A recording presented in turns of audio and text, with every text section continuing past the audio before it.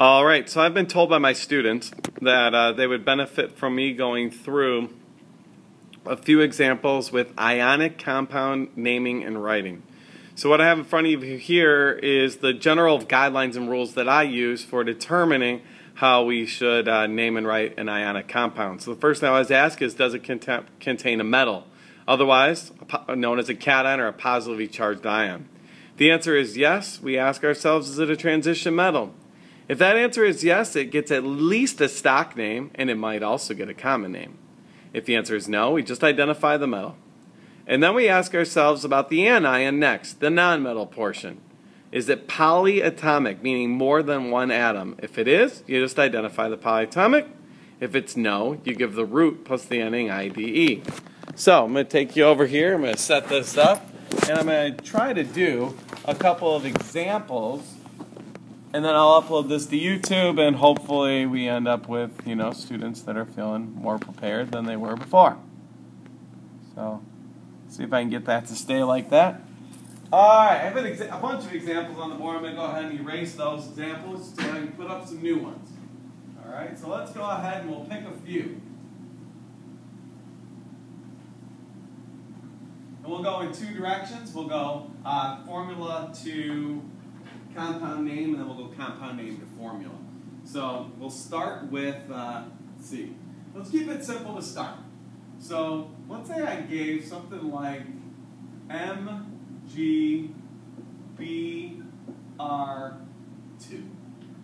Okay? So you ask yourself if there's a metal in that, and there is indeed a metal. It's magnesium. Magnesium is not a transition metal. Now, the transition metals are located in the D block on the periodic table. Or tin and lead are honorary transition metals. So when we look at this, the answer was no. So what you do is identify the metal. The metal is magnesium.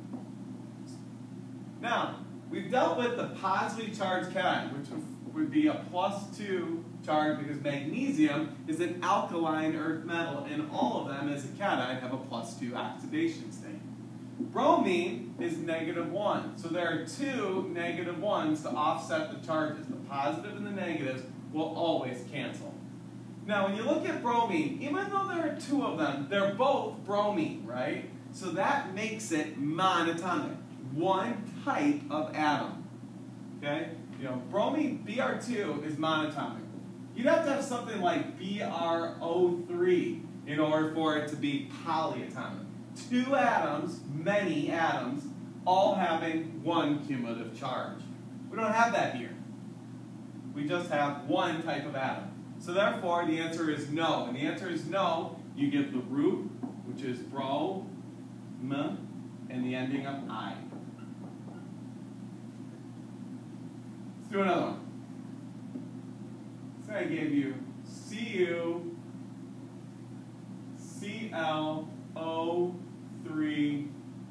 2. We'll really take it up a little bit here. So first of all, we ask ourselves, is there a metal? And indeed, there is a metal, and that metal is copper.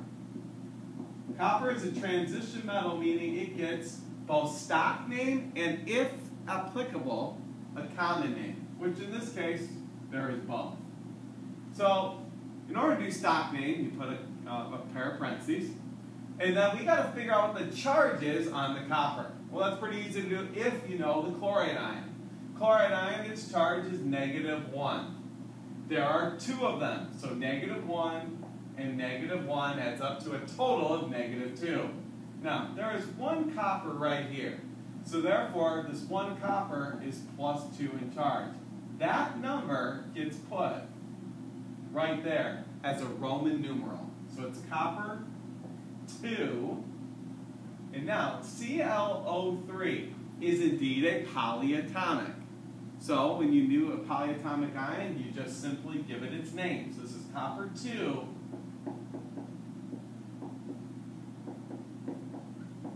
chlorate. Now, copper +2 version also has a common name that we utilize in class. That name is cupric. So this one gets two names. Copper 2 chlorate or cupric chlorate. Now, let's go in the opposite direction. Let's say now we give you the name, and we ask you if you can go ahead and give me the symbol. So, here we go. Let's pick one. Vanadium. You know what? We'll even make it vanadium 5 permanganate.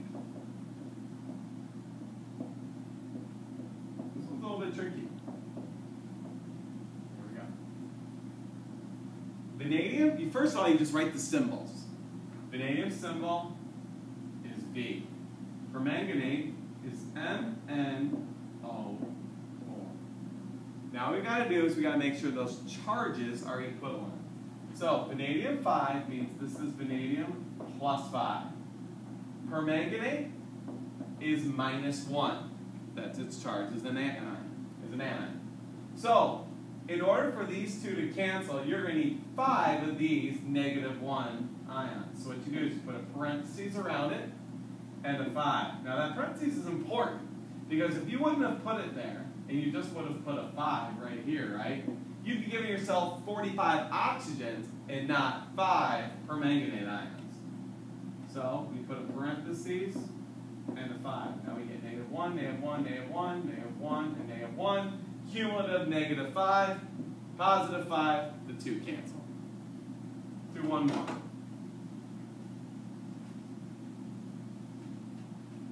Let's see. Let's do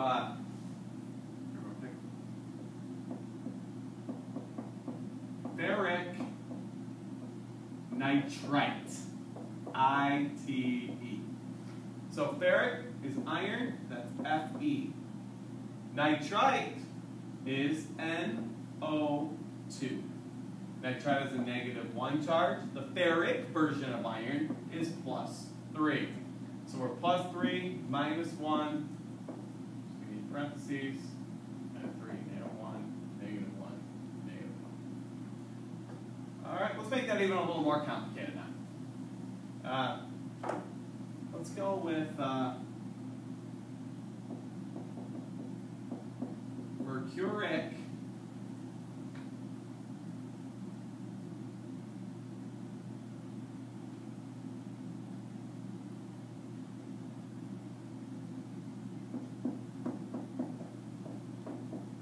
phosphate. Okay. Mercuric implies mercury. Hg. Got a +2 charge. Phosphate is PO4 with a -3 charge. So when we take a look at this, the first thing that would be common if we were by 2s and 3s counting would be a 6. So if we take Hg3, that would give us +2, +2, and +2 for a cumulative +6. So therefore, if this is -3, we are going to need 2 phosphates. -3, -3, -6, +6, so that the charges cancel. And hopefully, me doing these examples and posting to YouTube will help my students with ionic compound naming and writing. Take care.